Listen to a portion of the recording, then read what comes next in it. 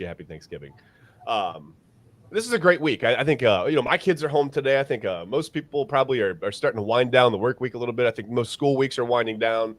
Uh, really fun morning to do the show, man. Just got a lot to get into today. Um, you know, obviously we're going to talk about our predictions for the game. That's, this week, obviously. We'll get into that a little bit later as well. And we want to talk about Thanksgiving a little bit here. And just, talk about some of our, I don't know, favorite memories, favorite food, favorite dishes, whatever things we're thankful for. We'll get into that in a couple of minutes too. First, I want to do some real quick headlines. So last week on the show, we talked about the MLS playoffs, and we promised you some answers on the 2-week layoff between series, right? We didn't know what was going on there.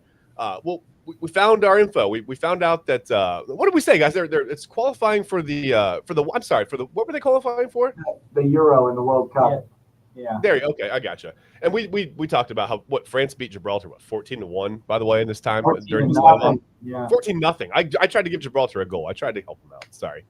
14-0. Wow, that's losing by a couple of touchdowns in soccer is never a good thing.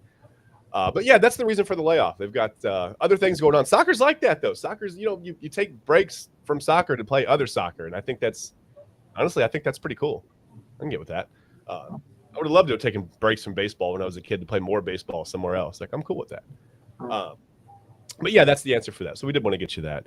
And then obviously this week, Major League Baseball, Cy Young Award winners were announced. The MVPs were announced.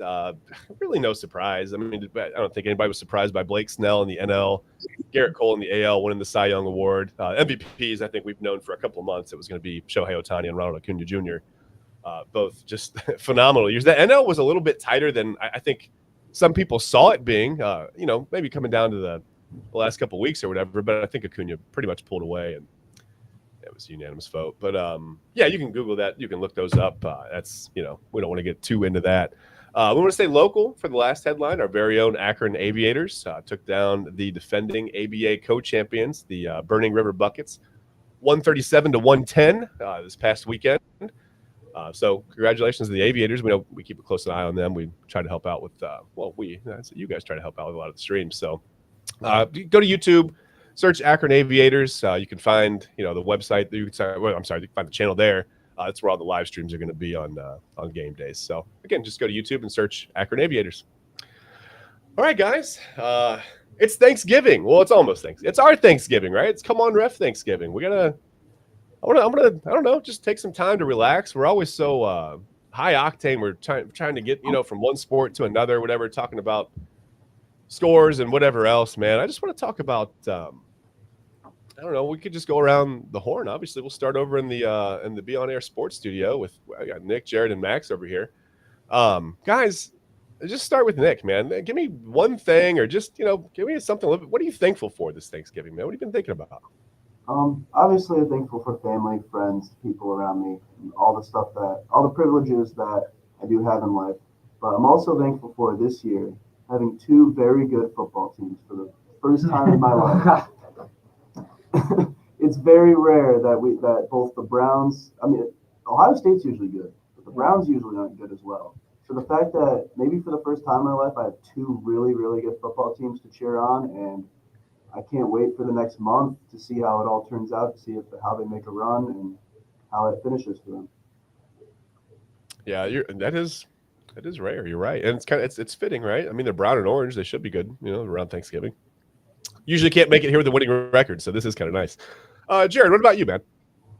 Kind of same along the lines with Nick. I'm thankful for the privileges I do have in my life. I am thankful that I'm able to be here with you guys and learn so much about not only sports, but the broadcasting world. I also am thankful. I tore my ACL this time last year in college. So I am thankful that my ACL is healing right now, and it's almost back to 100% strength. We mentioned it before the show started. I was at wrestling practice today for the high school I coach, Bay Village Rockets, Bay Village High School. Make sure you check us out this season. So I'm thankful I have the opportunity to give back to the sport that I've grown up loving so much. And I'm thankful to give back to them. I'm thankful to stay in the sport of wrestling and get healthy. And just thankful for all those things. Nice. If you were wrestling, how's your knee feeling? Are you feeling pretty good now, or? Yeah, it's almost there. I still have to wear a brace and put a sleeve over top of it because it's made of metal. Obviously, if a wrestler hits it without that sleeve, they could get a concussion or they could get a cut on their hand or something. Yeah. So I still have to wear that now. I'm about 90% there, almost 100%. That's physically. Mentally, I feel like I still need more time than that because I've done it twice already. Not trying to make it a third time. Any injury that's gruesome to an athlete, especially a second time around or more, is annoying and frustrating to anyone. No man's needs. Yeah, for sure. Like you said, especially the second time, because you start to really second and third guess it. Like, well, I mean, if it went again, I mean, likely it's going to go, right? Like the third time. Right. Yeah, I get that, man. Well, good. I'm glad you're feeling better. Max, what's going on, Max? What are you thankful for, buddy? I'm thankful for everybody in my life. I'm thankful for all you people who've welcomed me into this class with open arms. Thankful for my family at home, all the friends that I have who are at college. So I'm alone a bit with them, but it's all right. And thankful for good sports teams in the state of Ohio. It's always a good thing. Yeah, we are fairly blessed right now. I mean, we've got two of the top seeds in the MLS, two pretty good NFL football teams, a really good college football team. The Cavs, they have an arena that they play in and everything. They'll get better. They'll be fine. They'll make the playoffs. They'll be fine.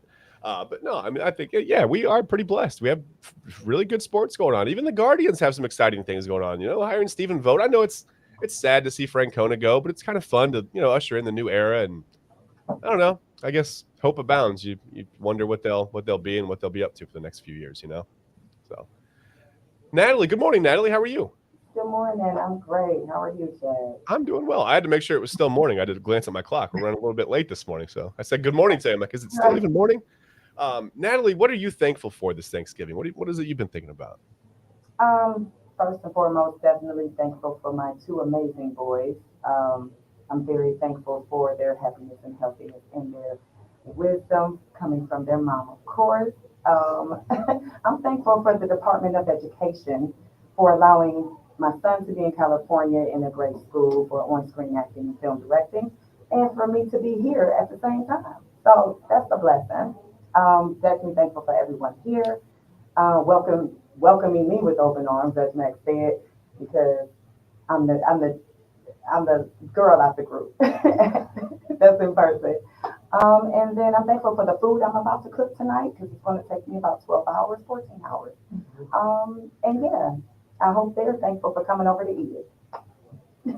Are you cooking 2 Thanksgivings? I mean, that seems like a lot of time. I'm cooking. I'm like braising a lot of things, and I'm like doing a lot, like on a grill in the kitchen. I'm in. My dad's going crazy too. He's doing a whole turkey and smoking a turkey. We got two. Yeah, we got 2 turkeys this year too. Yeah, I'm having Thanksgiving at my house too, but I hope my mom doesn't stress out that much. We'll see. It depends on the year, really. Right.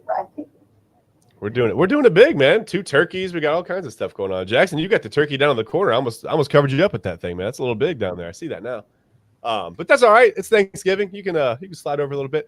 Jackson, man, what are you thankful for this Thanksgiving, man?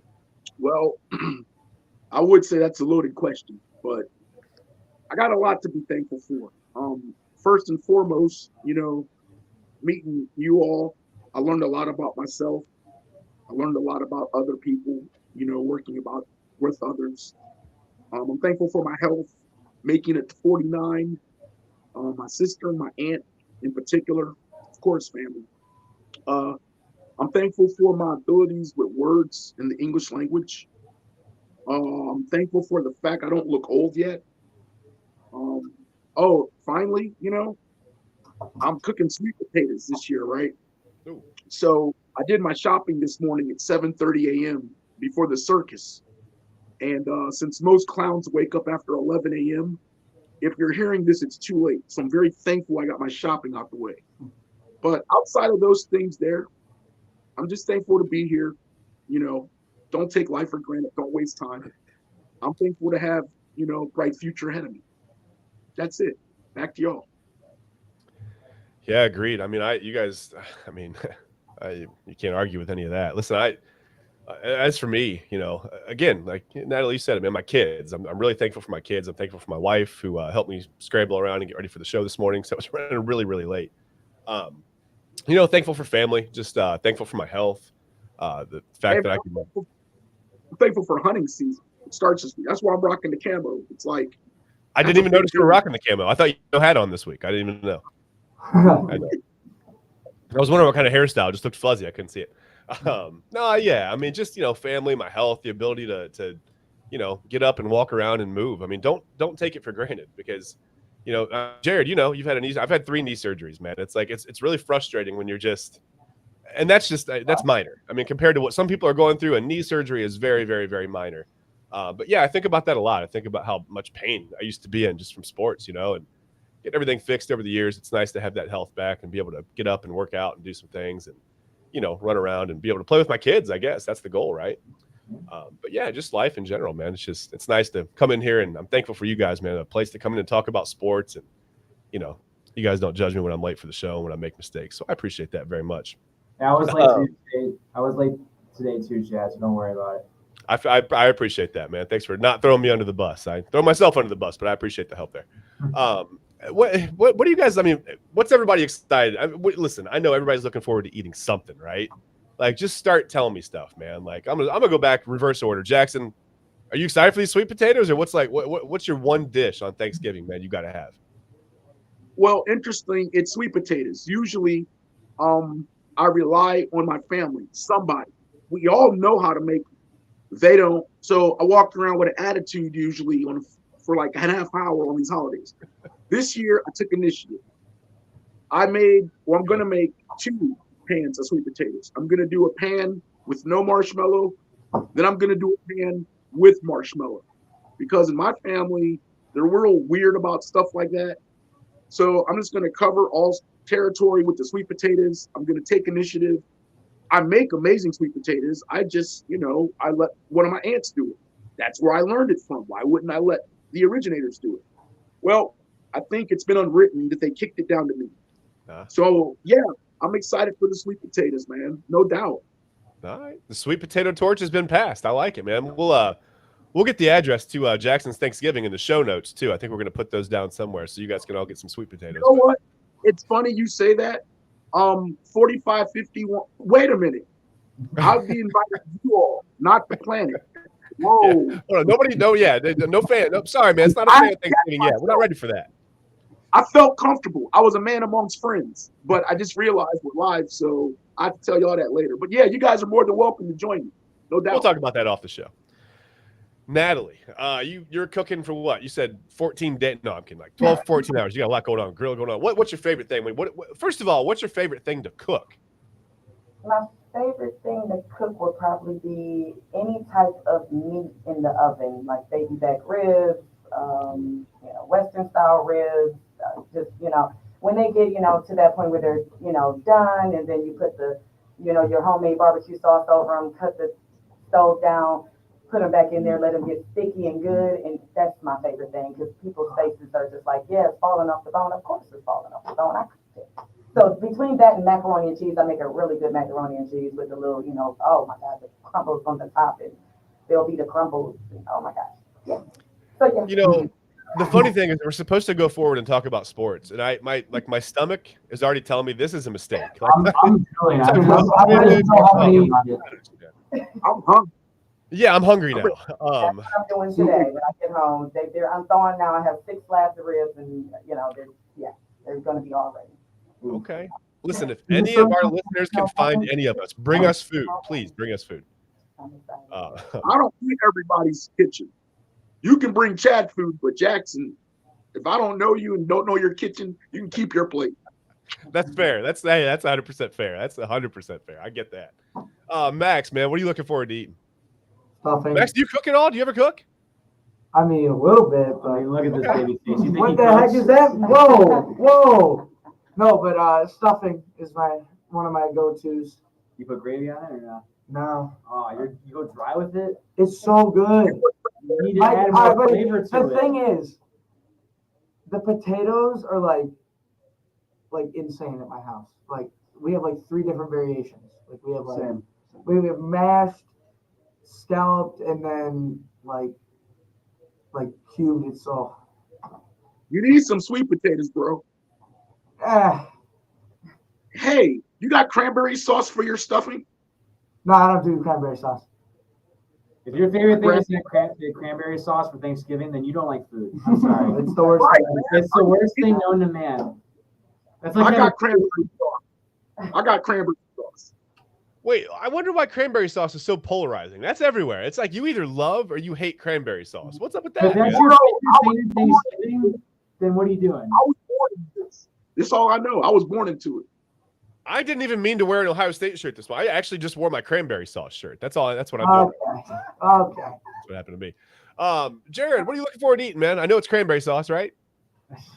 I mean, Chad, as a wrestler, I've cut weight for many years, so I look forward to eating everything in sight for Thanksgiving. But in particular, I do agree with Jackson. I am the sweet potato guy. I love the marshmallow combination with the stuff on top. So yeah, big sweet potato guy. I'll be grabbing that for Thanksgiving Thursday. It's amazing. It really is. Yeah. Can't go wrong with sweet potatoes, man. Nick, what's your favorite Thanksgiving food? What are you looking forward to? I told Jared this yesterday. I know it's not like a traditional Thanksgiving food in the sense, but I love mac and cheese. My uncle makes a homemade mac and cheese every Thanksgiving, and it is amazing. I eat so much of it every single time. But if I had to go with a traditional Thanksgiving food, I would go with green bean casserole. I do really love green bean casserole. Okay. So those would be my two. See, as a wrestler, I love green beans, obviously, because it's good for practice the next day, and it's a veggie. Yeah, but me and Nick on our show yesterday at the 1 yard line, he was talking about mac and cheese, and I was like, I don't understand how that became some type of Thanksgiving food. The Pilgrims didn't know how to make it. Well, I think whatever your traditions are, I think become your traditions, right? So if your tradition is having mac and cheese, then that's a traditional Thanksgiving I food. didn't even know it was a Thanksgiving food until a few years ago. No, I understand what you're saying. I get it. I mean, everybody does their own little, everybody has their own little niche. They does their own little thing or whatever. But yeah, I get Mac and cheese is what you eat when you're a kid, not at Thanksgiving. Bingo. I think you're thinking of like the box of mac and cheese. I bet Nick's talking about like actual, like getting some elbow macaroni and like melting cheese down and Pasta with spaghetti sauce and stuff like that. What? All right. I'm gonna have to bring. it's regressed. I don't know what's going on anymore. It's a total free for all. I guess Well, we hey, all nobody know cares. But I'm a mashed potato guy, man. Like give me all the main courses or whatever, but like I will literally pile my plate full of mashed potatoes. I don't care. with gravy, right? Yeah, with gravy. I'm not. No, I I'm would do not that try either. mash. I'm not Max. What do you think I am over here? Wow. All right, we're taking shots You today. need to Okay, put- Chad. Gravy is such a key. Hey, at least I was ingredient. here on time. I mean, You cannot put it on dry. That's fair. That's fair. Butter Oh. sour. You So- can't leave mashed potatoes and turkey gravy, or you can't leave mashed potatoes and turkey dry. You have to put gravy on it. That's just a must. Adds so much flavor You need to it. gravy and cranberry sauce on this plate, and sweet potatoes. We're putting together the perfect Thanksgiving plate. And don't forget the No, chitterlings. if it's with Don't forget cranberry the sauce, yeah. chitterlings. Ooh, okay. I love hearing everybody's different sides. I love Hey, this. man, that's a whole nother segment. We're not getting into chitlins, okay? No, but That's a whole nother show. It's a whole nother segment. Or chillins. Fine. Don't listen. Don't get don't. We're gonna get all the way off track here today. Hey, Jared, Google that on your own time, my brother. Hey, you're gonna have to tell them how to spell it. That too, honestly, yeah. SHITLINS. Wait, I mean CHITLINS. what? Thanks for the clarification, Thanks, Jackson. buddy. Okay. All right. We're Hey, back. are we off rail enough?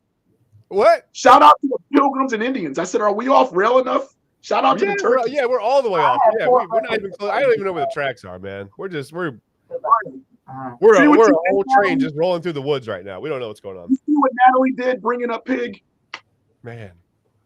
I'm Man. hungry now. And my little gang don't even know what they are. This is the best segment of the year. Oh man, I love that we had the spelling variation too. That was fun for me. Hey man, look. But on a serious note, listen. Happy Thanksgiving to you guys from us, right? Come on, ref. We're glad to be able to sit here every Wednesday and talk sports and have somewhat of an audience to bounce off of, man. We appreciate your guys' input. But if you find yourself, anyone out there listening, if you know anyone that doesn't have anywhere to go, doesn't have access to a meal for Thanksgiving, I do want to give you a quick website. And we can put that up on the screen here too. It's I think they've got it down there. It's www.ccdocle.org. You can see it there, / Thanksgiving hot meals. That is for the Cleveland Diocese. If you're in the Cleveland area, you can actually get a hot meal delivered to you. You can look it up on the. Just go to that website. There's an email sign up. There's a number that you can call if you have questions. I believe it's not too late to sign up for that still. So again, and you can also go to Google if you're in the Akron, Canton area, wherever you are, wherever you're watching, listening to us.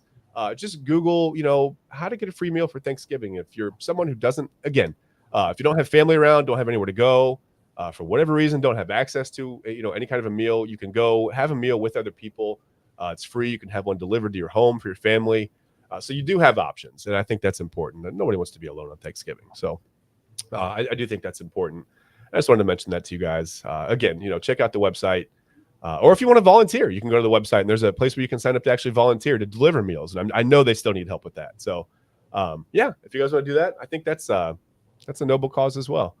You can get we'll give our one positive Michigan reference. You can get your Blake Corum on and go hand out some turkeys, right? All right. Well, I think we're ready to, I think we're going to move over to, I don't know where we're going, but we're going to talk about hockey now. We'll talk about the NHL just real quick. And again, obviously, happy Thanksgiving to you guys, but we do want to move on. This is a sports show. We want to talk about some sports today. In hockey, we've got an interesting, I don't know. I mean, what do you guys want to talk about first? Let's talk about the Blackhawks tonight playing the Blue Jackets. We've got, a little Bedard versus Fantilli action. What's going on there? Max, you're muted, I think, brother. Yeah, we're going to have to get that audio over in the sports studio for Max. We don't have that on right now. But I'll tell you what, while we're working on that, we can go to Jackson. And Jackson, we got Max back? Is Max back? Oh, hi, Max. Hey. So now he's going muted. just like that. This Hey, is because this is the gravy thing. Jared's doing this to him because he doesn't eat gravy on his potatoes. I think Jared's sabotaged Max. It's not my fault. Tonight it's Bedard Fantilli 1 versus 3 draft pick.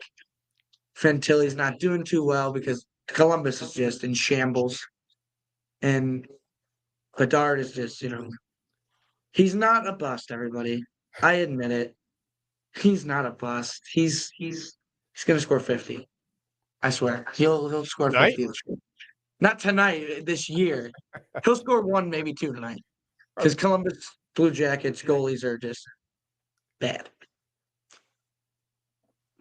All right. Hear that, Blue Jackets? Your goalies are bad.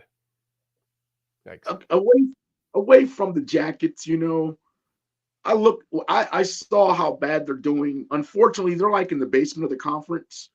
So I'm going to jump the other direction and talk about an awesome team to support, the New York Rangers. I just want to say they're 12-3-1. Yeah, they lost to Dallas last night, but Dallas is a great team too. But right now, they're only behind Boston by 4 points. I see them being effective all season. I see them being effective in the playoffs. And I say these things based on the fact Panarin and Chris Kreider both have 10 goals. Panarin has actually 26 points. Those dudes are their stars. When your stars are producing early in the season, good things to come ahead. And Vancouver, jumping to the other conference, they're right there behind Vegas. They're in the same situation. 1 point behind, they're 13-5-1. And in their case, they're being led by a defenseman. And they're also being led by JT Miller, of course, who has 29 points, 12 goals, 17 assists. But they're in the same spot. The guys are effective that are supposed to be effective. It's early. They're winning the games they're supposed to win. And I think the best thing for hockey fans is this year, teams like Vegas and teams like Boston will be challenged early and often. It's not going to be a runaway. Max, do you have anything you'd like to add to these teams or this scenario at all? Vancouver is on fire. They're a point behind Vegas, and they don't face them until December, I believe.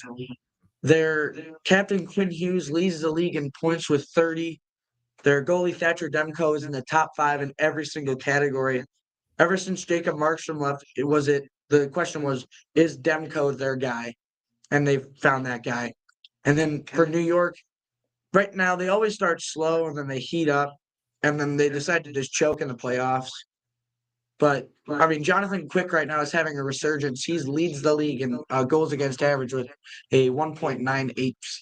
So Right. Well, I'll be frank. It's always great when a Canadian team is doing excellent early, and it's always great for hockey when a New York team is doing great early. In particular, the New York team that happens to represent one of the original 6. Hockey seasons are better when the original 6 is good and when Canada's good. Yeah, I think that's fair, Frank. That's a great point. Sorry. Guys, listen. I think that's kind of the same in every sport, right? Like you always want like the blue bloods to be relevant, right? I mean, you want like the historical franchises or whatever. You always want those guys to be relevant and matter. Chad, it doesn't even have to be a blue blood. It could be a team like the Browns. I mean, it's not hockey, but the Browns can suck, and people still want certain matchups. They watch, they tune in. It's important, regardless of the record. So it's always good for football if the Browns are good. You know, It's funny because you said even the Browns, and I started to think like, well, the Browns are a blue blood, and then I'm like, based on what? Other than the fact that I just grew up watching them, like based on what? Not much, right? I mean, the old NFL championships, yeah, that's fine, but that's the point. When you're relevant without even being a winner, that says something way beyond your fan base and your organization. Yeah. Hi, Jared. And that's what's good about hockey. Because hockey, you need those teams, Canada and the original 6. It's important.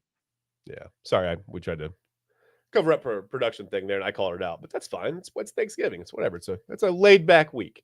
This is a great show, by the way. This show is awesome. I want it to go off the rails. I don't even want to, like, maybe next week we just do a show with no script at all. We just wing it. It ain't. Look, I came with no notes today.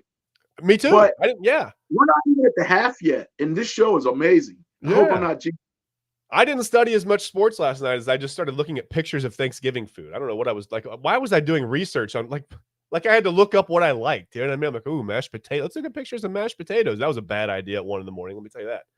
Well, look, man, we're loaded today. If Max is done, I'm done. We can get out of the NHL.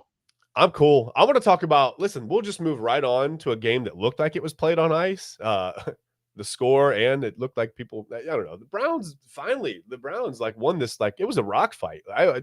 Sometimes I think we overuse that statement in football, but wow. I mean, that was a rock fight that they won with the Steelers, right? 13-10.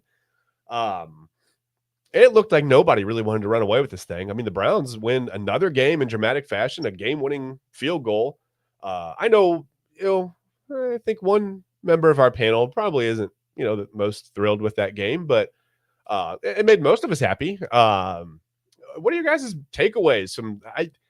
I don't know, man. I mean, was it a game even worth trying to have takeaways from? Like, it was just sort of low scoring and clunky, and DTR's first start with notice. Jackson, how'd you feel about that? I mean, it's your Steelers, man. What happened? I'm gonna be frank. I'm gonna be honest. I kind of felt like this could happen, but my take has changed. All what happened aside, I want to say thank you to the Cleveland Browns, the team, the organization, Paul Brown, the fans. I want to thank you all for beating us just right for Pittsburgh to go back to Pennsylvania and make the decision to get rid of Canada. Now I feel like everything that we've seen so far with Pittsburgh, it's like the Colorado Buffalo situation. We're different now. We can't be held accountable for not getting yards on offense and not throwing the ball in the middle and running screen passes. That day's dead. We got Mike Sullivan. He's a vertical guy. He loves going upstream, across the middle. I think we have a legitimate chance to just get a wild card spot and do some damage. We're better than who you guys think we are, okay? And we're going to prove that. That's where I'm at with this. I know my take sounds a little bit like, I'm supposed to be angry today, but I'm not. Christmas came early. We opened our gift yesterday. I'm just thanking you, Santa Browns. Thank you. Hey. Nick, how do you feel this morning? I'm going to disagree with you about what you just said, just because I watched that game and the Steelers had open receivers that game. Kenny Pickett just didn't hit him. Kenny Pickett has no accuracy, does not throw with any anticipation, and is scared to throw over the middle of the field. So that's why I don't think things will change that much for the rest of the season for Pittsburgh. Can they get in the playoffs? Yes, they still hold a playoff spot. But if they get there, I think they're an easy first-round exit still. From the Browns' perspective, because I am a Browns fan, I could not be more thrilled with how that game ended up because, again, I've said this all year. It seems like we keep getting in these dog fights of games that come down to the very last minute. And in years past, we would always lose these games. We would find ways to lose. Now they're finding every single possible way to win these games. And it's just been so refreshing to watch as a Browns fan to see them turn into a team that finds ways to win instead of finds ways to lose. And obviously the Browns, they're not great at the quarterback position either right now, but DTR, he made enough plays to win the game. That's really all that matters. On the last drive, he was nails. He perfect. Every throw was on point. And yeah, the offense, it's not great right now. The run game didn't even do well on Sunday, but at times the run game has still looked good, so I'm not down on the run game. So I think if the Browns can just run the ball effectively enough and have DTR make enough throws like he did against Pittsburgh, the Browns are a very dangerous team, and the AFC is wide open. So why can't they make a run? That's my thoughts. Nick, I just want to say I agree with you with some of that. As far as I never said anything about Kenny Pickett being the guy. I agree with you. I think personally he's trash. What I'm saying is the guy they got creating the plays and calling the shots, I think they can put him in. If you're being told the defense is great, just don't mess up, and you hear that for 3 or 4 years, you're going to not throw across the middle. You're going to be who Kenny Pickett is. I think Kenny Pickett needs a new voice in his ear, and I think we're going to see something different. Now, if it's not, I totally agree with you, but as of right now, I only kind of agree with you. As far as the Browns go, they are a dangerous team. I am glad you guys won that game to the degree of just being a sports guy, not a Steeler fan. And what I want to say is the Browns won a game that theoretically back in the day they wouldn't have at all. I love the fact that the Browns team is resilient. Yeah. I mean, I'm just saying as a sports guy. I They're love the resilient. fact they're not. Yeah, they're grinding. listen, they're 7-3 with winnable games on the horizon too. That's what they've got what? The Broncos and Rams coming up. Let me say it this way, and I'll pass the mic. Right now, I would take the Browns players and put them in Steelers uniforms, and I'd be cool with that. The whole roster. Yeah, That's pretty deep, actually. I'd rather have the Browns roster than ours. Yes, and I no think doubt. the most impressive thing about all this is the Browns are 7-3 without their starting quarterback that they paid $230 million. The best running back in football. He's gone. He's been gone since week 2. They lost their starting right tackle in week 1. Lost Jedrick Wills, their starting left tackle. So you don't have your quarterback, running back, and your 2 starting tackles at the end of the season, and they're 7-3. Kevin Stefanski deserves to be in the Coach of the Year Guys, hang race. on, guys. Yeah. In my take.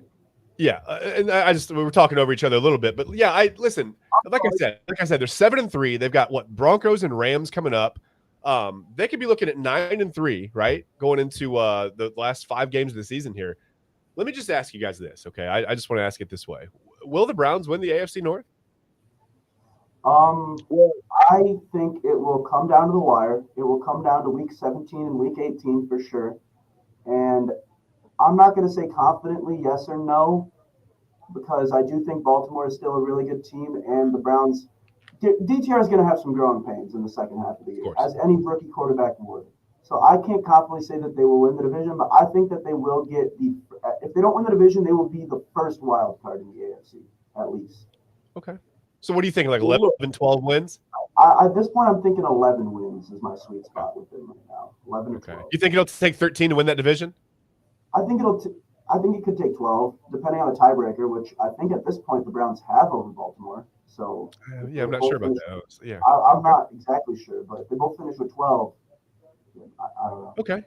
All right. Well, Jackson, listen, I always ask, can this team do that? Will the Browns win the AFC North this year?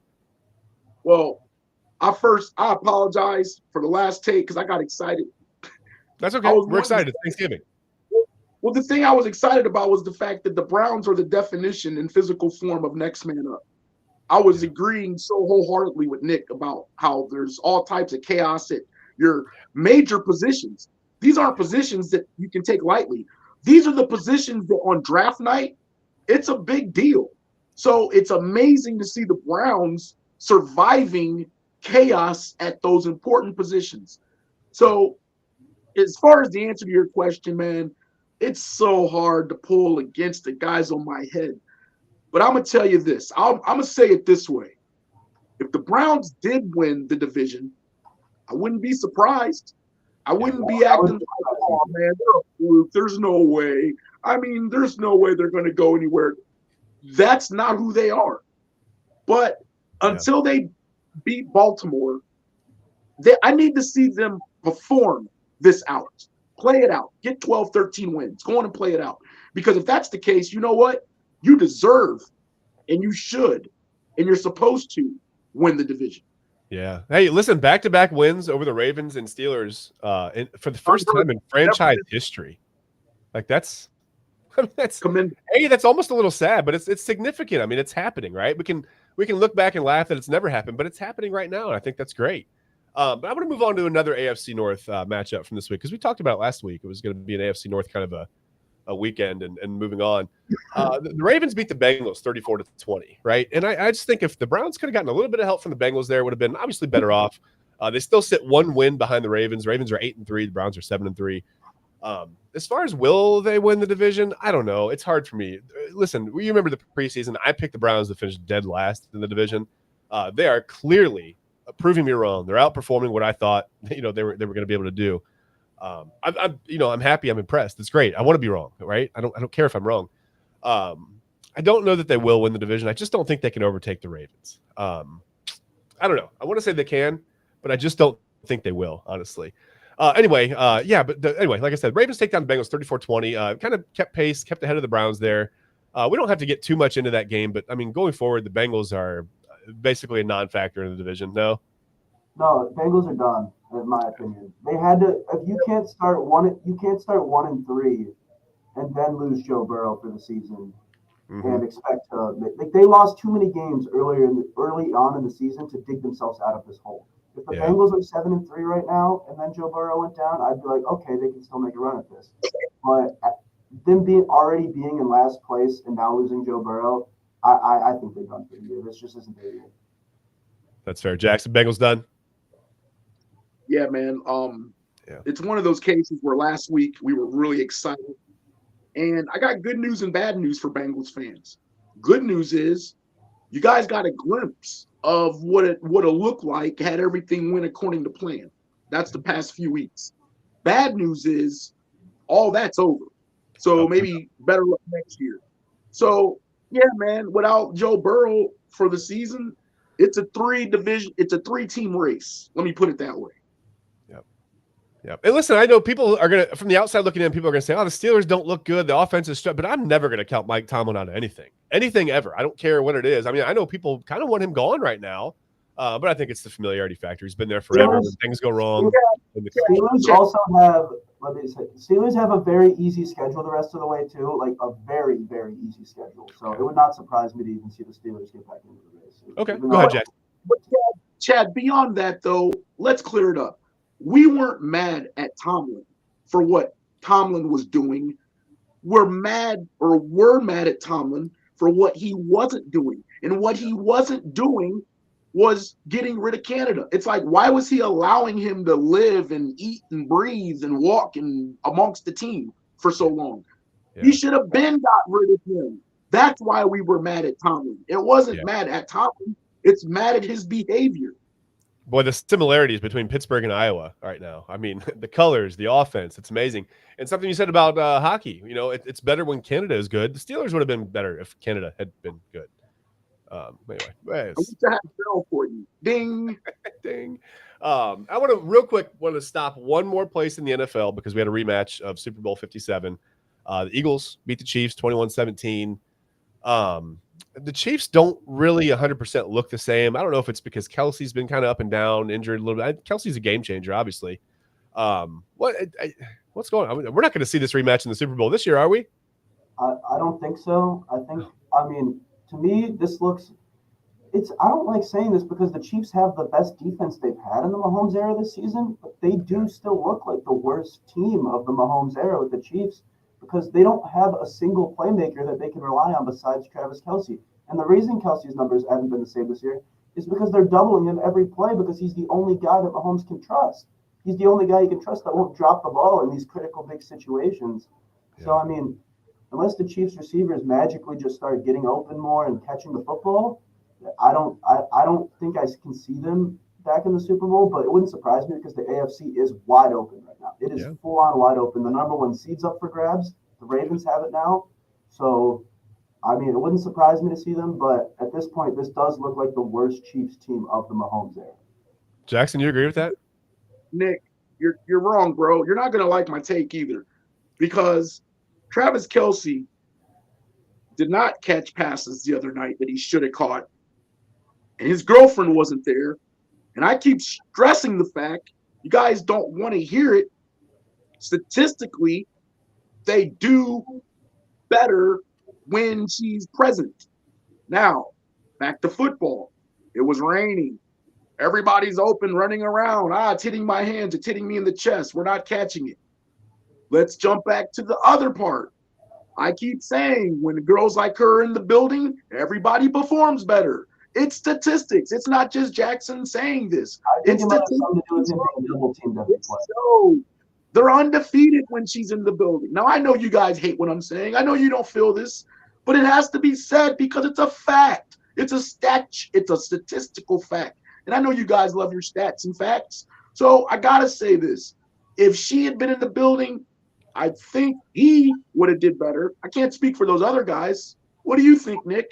He was double teamed the whole game. That's why he wasn't open very much. They're double teaming. Their game plan is to take him out of the game because the Chiefs have no other receivers that can get open consistently. Bro, the parents were supposed to meet that night. You know how big of a deal it is when the parents meet? It was all the Kelces. It was like prom night. It was the prom. That's what I'm getting at. It was like homecoming. And it didn't go down.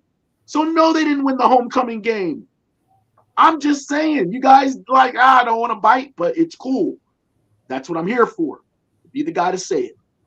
Hey, listen, either way, whatever you agree with, if you think Taylor Swift makes a difference or if it makes you really mad like it does Nick, it doesn't matter. The Chiefs need to find some playmakers swiftly, right, to get going. Taylor Swift could have caught passes that night. I'm sorry. It's like they were probably. Listen, they'll shake it off. I just want to move on. We got about almost 20 minutes. We got 15 minutes real quick to talk about college football. It's rivalry week. Listen, Thanksgiving means what? It's rivalry week, right? That's the only real good thing about the end of the season. You get all these huge rivalries. I love it. I don't really care about any other one right now. You get the Iron Bowl. I know that, whatever, that matters to people down south, and that's fine. You know, Alabama, normally it would be a big game. I don't care about it. Listen, also we can talk about, Florida State real quick. After the Jordan Travis injury, they were relegated to 5th in the playoff rankings. I'm sure you guys saw that this week. We talked about last week, it's even, it's not even last week, but before the show, Monday this week, if that would make a difference at all with Florida State, if the committee would look at them and say, well, listen, they don't have their guy. Is it a Cardell Jones situation? Do we keep them there? Or is it like Florida State's done? I mean, they're not done. They moved down to 5th. If something happens with Washington, they're going to be right back in there. But yeah, that is what it is. Florida State is 5th in the college football rankings now. Just an unfortunate injury to Jordan Travis. Obviously our thoughts are with him. He was having a great season. You hate to see things like that happen, especially to the unequivocal leader of a team. That's tough for the Seminoles. But we want to move on to the game that we, care about. Obviously this weekend, I got the Ohio State shirt on. It's time for the game. And it's finally time for the game. It feels like we've been talking about this for months, right? Well, really for the last 2 years, it's been on our minds as Buckeye fans because we can't, we haven't been able to get over that hump. A couple of blowout losses to this team up north, and it's annoying. It's like you look at what's happening on the field, and sometimes I said to myself, guys, it looks like they know what's coming. Like I don't understand. Like it looks like they know every single play and every formation and every audible and every. Maybe they did. I don't know. Maybe they did. Listen, there are so many storylines that are leading up to this game at this point in the season. And I don't even know which way to go with it, to be honest with you. I mean, you could talk about the sign stealing scandal. You could talk about, the fact that, Michigan's won the last two. They didn't play in 2020 because of COVID. Some people say Harbaugh ducked the Buckeyes. I don't know, whatever. I mean, if you want to say that, Ohio State canceled a game against Illinois. So maybe the Buckeyes ducked the Illini that year too. I mean, I think that's unfair to say, but whatever, it's a rivalry. You're going to say whatever you want to say. So I just want to get into what are some key matchups, or I don't know. I'm going to talk to you guys about just areas of the game, I guess, that the Buckeyes are going to have to win to come out on top Saturday. And I want to start with Jackson. Let's start with Jackson at the top of my screen. Just give me one matchup, one area of the game, something they got to win. Obviously, other than the score.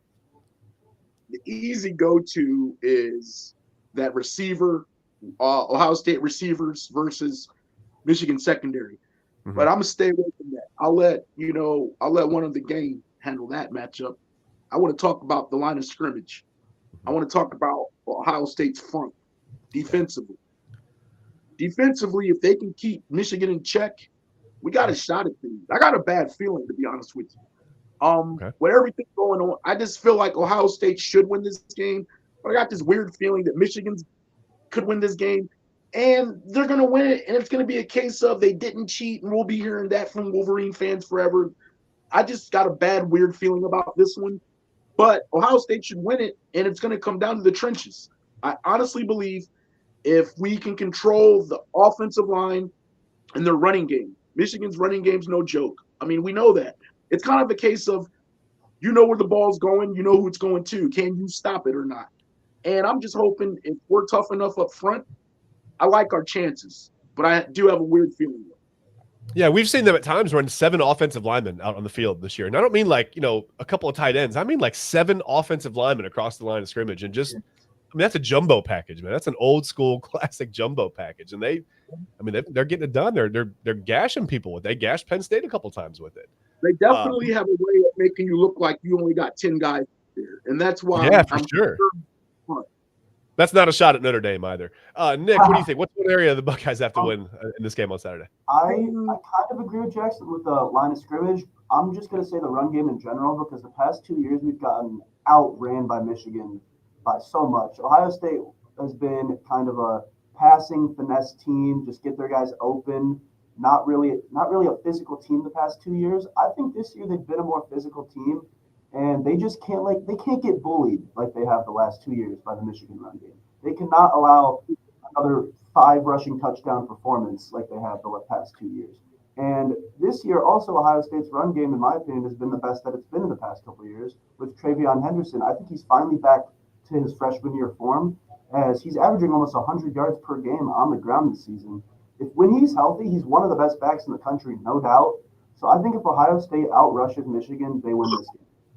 Yeah. Well, listen, Jared will tell you, lower extremity injuries are no joke. And when you don't have, and it's something, it's physically it may be there, but Jared, like you said, mentally, when you don't know that it's there, it's really hard to play. It's just hard to put that foot in the turf and get north, man. It's really hard to cut and do that. And that's what I think that's what makes Travion Henderson so good is he's just like that sudden cut ability.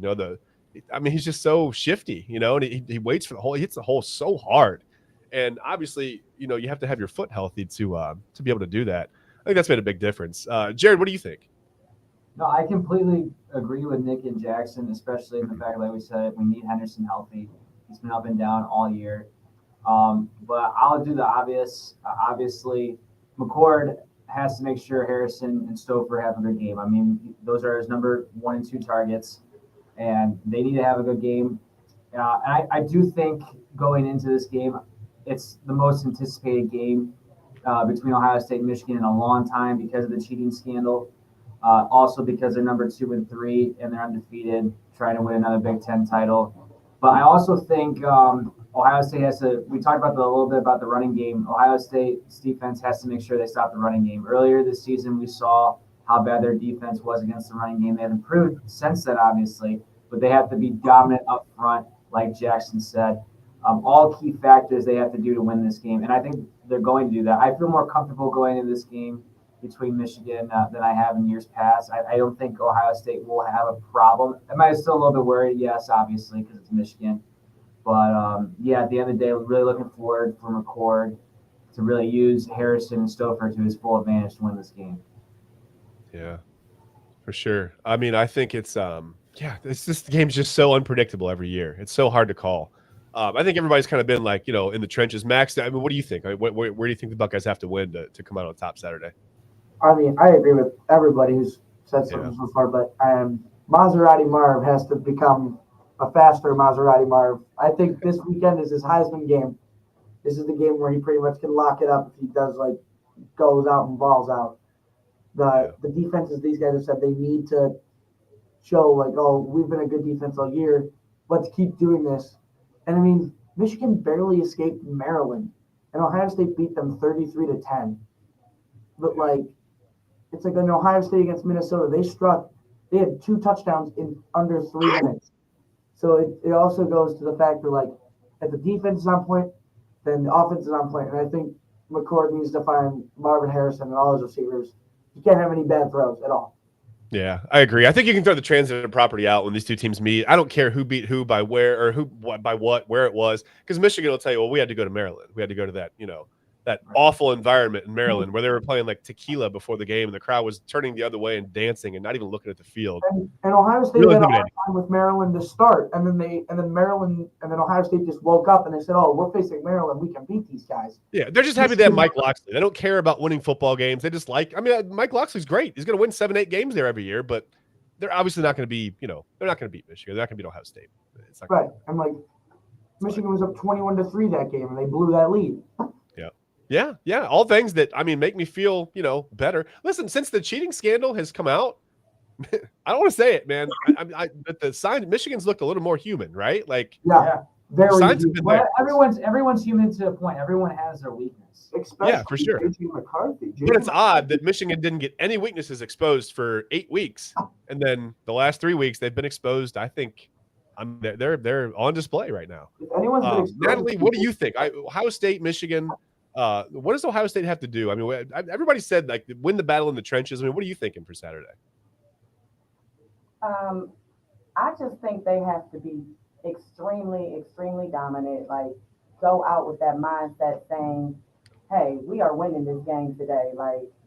Don't let anything distract them. Have that mental, strength to just to overcome this whole, the whole ordeal. They have to have. Like up north, they protect their running back. I watched many highlights up until 4 a.m. last night. Blake Corum, they protect him very well. They have a good defense and offense. The quarterback, McCord. He needs. The quarterback. I'm sorry, McCord. He needs to the guys were saying, he needs to be very accurate. Not miss one, to be honest. He almost needs to be perfect, if you ask me. Because Michigan they're not coming to play. Yeah, to me, they are, some cheaters in a way. We know what's going on. And I think that karma is everything when it comes down to, being, fair and being, cheaters never win. Just saying. Not saying that they're not going to win, but I really think that Ohio State can pull this off. You just have to have that mindset, have everything, written down in your head. Hey, this is what's going to happen. Get with your quarterback. Y'all ramp each other up. You do what you need to do, and you make it happen. It's on paper. Execute. Do it. Yeah. In college football to me is just it's so it's amplified anyway. It's so it's exciting to watch anyway. This is going to be very exciting. It's going to be it's going to be a nail biter, I think. I don't think. Unfortunately, I think it will be. Yeah. But they're going to be swapping touchdown to touchdown. So I think Ohio State will pull it off, but not by that much. But they'll pull it off. Okay. Well, I'll get your scores in a minute. I'm going to tell you guys this: Ohio State has to score touchdowns in the red zone. If they get in the red zone against Michigan and start kicking field goals, they're going to be in trouble. Michigan's a team that they're not really built to score fast and come back. So I think the two keys are, like I said, get into the red zone, score touchdowns. Sometimes you're going to kick a field goal, But I mean, I at about 2 out of 3, I think we need to score touchdowns to field goals, right? Like you can't be kicking field goals all the time in the red zone. And I think another thing is if they get a big lead, if they jump out on Michigan early, I think they'll be sitting pretty because, like I said, Michigan's not really a team that's, with the 7 offensive linemen, the jumbo packages, and Corum and Donovan Edwards running back there. They're not really built to come back. They don't have that kind of offense. They have the kind of offense that, their defense shuts you down in the first quarter. They jump up 21-0, and then they ride that out for the rest of the game. Ohio State cannot let that happen. They cannot let Michigan get off to a fast start, or they're going to be in big trouble because Ohio State's not built to come back either. Unfortunately, I mean, we know they have some quick score pieces, but they don't necessarily have the quick score quarterback. If we had C.J. Stroud with this defense, I would feel much more confident. I like Kyle McCord. He's doing a great job. He's getting better statistically. He's been very, very good. It's just that sometimes he looks like he might go away during the pressure moments. So he's got this look on his face where he looks like he's like having indigestion or something. And maybe that's his focus look. I have no idea, but it looks like he's got a burp stuck. I don't know what that means. He has stepped up, though, in the biggest moments this year. Every single time he's been asked to, he has. So that's why I'm not worried about it. Well, he has stepped up, but we found out things about Notre Dame and about Penn State since then, right? Like we found out that they're not quite Michigan, Yeah.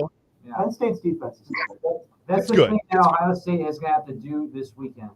They're going to have to do tremendously on both sides of the ball with third down. Offensively, they're going to have to convert on third down. And defensively, they're going to have to stop Michigan on third down. If they win those stats, they win this game. And the turnover battle, too.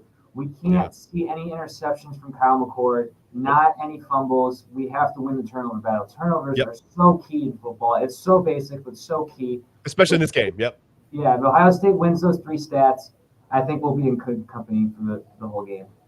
Okay. And they need to keep the penalties at a very, very low. Yeah. No penalties for celebrating. No intentional please. No. Please keep the emotions in check. That's a big one. Remember, G. Scott last year had that big unsportsmanlike conduct penalty that really, really cost them last year. The headbutt. Remember that? They've got to keep the emotions in check. Natalie, I'm going to start with you. I'm going to go reverse order. Tell me who wins and give me a score quick, guys. We got about 2.5 minutes to get out of here. Ohio State, 28-27. Okay. I like it. All right, Max, go ahead.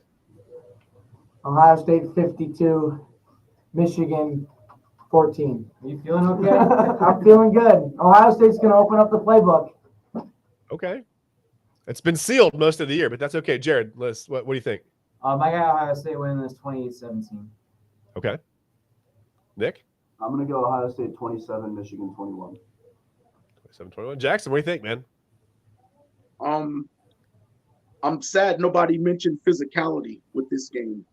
Someone's going to punch somebody in the mouth first, and it's going to be about how the person who gets punched first responds. I smell 1915 Ohio State, but it's going to be a very, very physical game. And Max, you are out of your mind. Okay. We like Max's take stuff. We like that. That's okay. No, Tressel did this a couple years back. He wasn't blowing out teams, and then when it came to Michigan, they absolutely destroyed them. Well, that was a different Michigan team. They weren't as skilled as this Michigan team is. Still, I think that Ryan Day is hiding. Brady Hoke era? Was that Rich Rod? What are we talking about here? I think that Ryan Day is concealing some big plays because obviously once the cheating scandal came out, he knew he couldn't blow the teams out. Wait a minute. Why would they save big plays for the last big game of the season? And that suspect, sketchy quarterback is supposed to run plays against Michigan that he hasn't all. Man, stop it. Stop it, Max. Stop. Maybe they've been doing stuff in practice we have no idea about, man. Maybe McCord looks so good. Maybe McCord is John Elway in practice. I don't know. That's not how any of that works, though. It's like they've practiced it, but I'm saying like they're gonna open it up more because they need. This is the game. I'm actually curious if Michigan's going to be the one who opens up their playbook because they haven't thrown the ball at all ever since Sharon Motor's taken over the past couple of weeks. They've thrown the ball not like they threw 23 times last game and 8 times the game before that. So that's a good point. If you get an Ohio State team that's come in solely focused on stopping the run and shutting down that jumbo package, you start going over the top. I'm I mean, you curious may have to a see game plan JJ problem. McCarthy throw the ball downfield a lot more this game. It'll be interesting to see because last year he threw the ball a bit last year against us, but not as much as he had. But the last few games he hasn't thrown the ball at all. Not even. Well, listen, I think it's hard to watch what they've done the last couple of years because we don't know if they truly were cheating. Then you can throw all of that out. None of it matters, and the only thing that really matters is what happens on Saturday. I think at the end of the day, I think the Buckeyes do get it done this year. I'm thinking like it's going to be lower scoring, 27-20, 27-17, somewhere around there. I don't think Michigan can score as freely on this Buckeye defense as they have the last couple of years, but we'll see. So yeah, I got Buckeyes. I'm gonna say 27. I'll just say 27-20. But yeah, Hey, you guys, know what? listen. If sorry, the go ahead. Buckeyes, if the Buckeyes win, it's good for the CFP in general because what it does, it helps clear things up with Michigan. It says one, if they did cheat, it didn't work, and it says two, they didn't cheat at all. So Ohio State has a must-win situation for other reasons. It's like if Michigan loses, they should not be in the CFP. Yeah. Well, this is a polarizing game because everybody that listen, you either love or hate one of these teams, right? Like it feels like everybody either loves them or they hate them, right? So everybody, I mean, I this is going to be, I can't wait to see the ratings and the TV numbers for this game. It's going to be It will huge. be good if Ohio can beat like brothers, like when we beat Baltimore, and then All State can beat. Yeah. And I think, Natalie, you said it's the mental strength. They're going to have to be mentally strong because coming out in Ann Arbor is going to be really, really tough. So, yeah. All right. Well, hey, listen, guys. First and foremost, happy Thanksgiving to you and your families from our family at Come On Ref. We appreciate you guys so much. Listen, it's holiday season. I don't mean to sound sappy, but we really do appreciate you guys watching. We couldn't appreciate it more. Have a great Thanksgiving. Enjoy your turkey, your mashed potatoes, your non-gravy if you're Max, your no cranberry sauce if you're Jared. Whatever you like, enjoy it, eat it. Natalie, I can't wait to see how the ribs were. I'm so hungry for ribs now. Listen, man, just happy Thanksgiving. We appreciate you guys so much. We'll see you next week. Okay. See ya.